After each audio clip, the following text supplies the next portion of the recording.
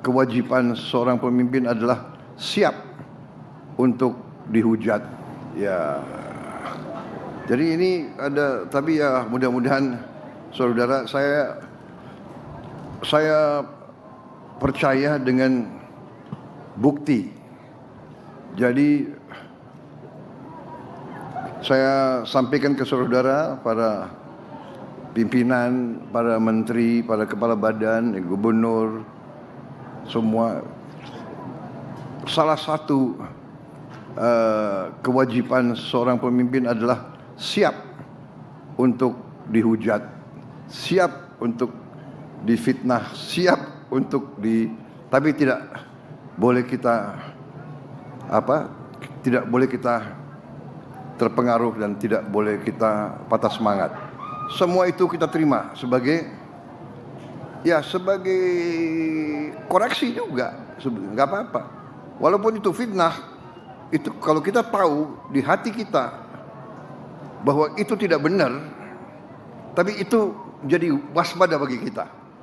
Ya, jadi saudara-saudara, saya percaya dengan bukti, evidence based. Itu cara bekerja saya. Kalau saudara perhatikan, saya jarang kasih wawancara dengan pers. Bukan saya tidak hormati pers, karena saya mengerti psikologi rakyat Indonesia.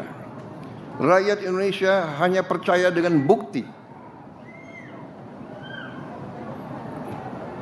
Bukti. Kita sekarang dalam rangka membuktikan.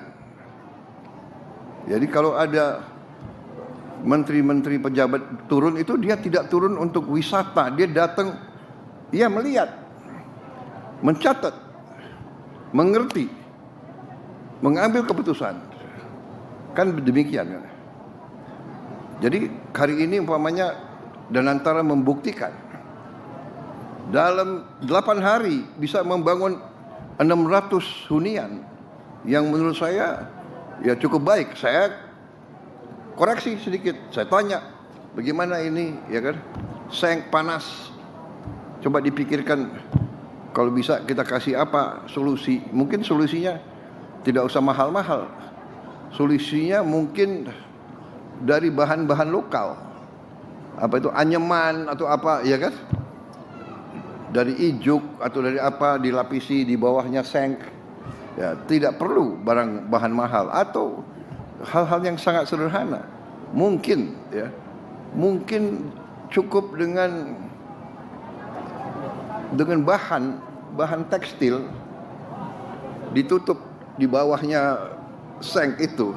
Jadi hal-hal semacam itu nanti kreativitas daripada orang-orang lapangan. Tapi yang fokus kita adalah bagaimana kita bisa mengurangi, meringankan penderitaan rakyat kita.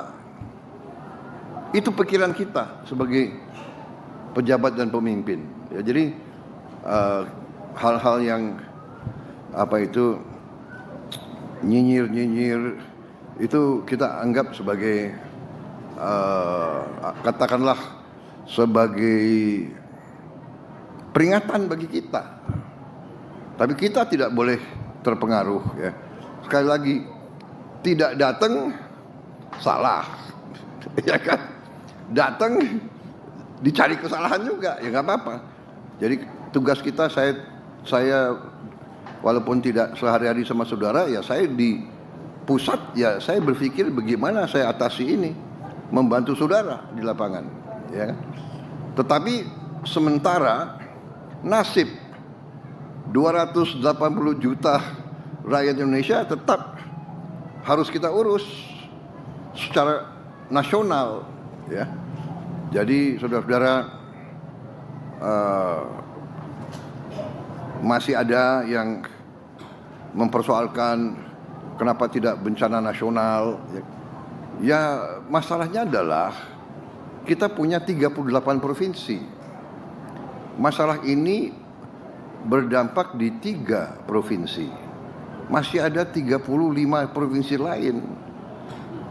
Jadi kalau sementara kita 3 provinsi ini kita sebagai sebagai bangsa, sebagai negara kita mampu menghadapi, ya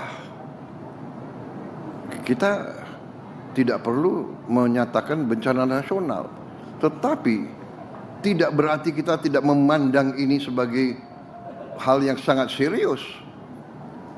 Nyatanya dari seluruh kabinet hari ini ada berapa menteri di sini?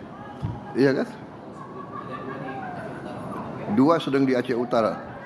10 menteri sedang di Aceh sekarang. Ya, ada berapa menteri lagi yang sedang di tempat lain. Dan juga kita masih hadapi beberapa lagi kabupaten di beberapa provinsi lain yang juga ada masalah. Ya, jadi saudara-saudara,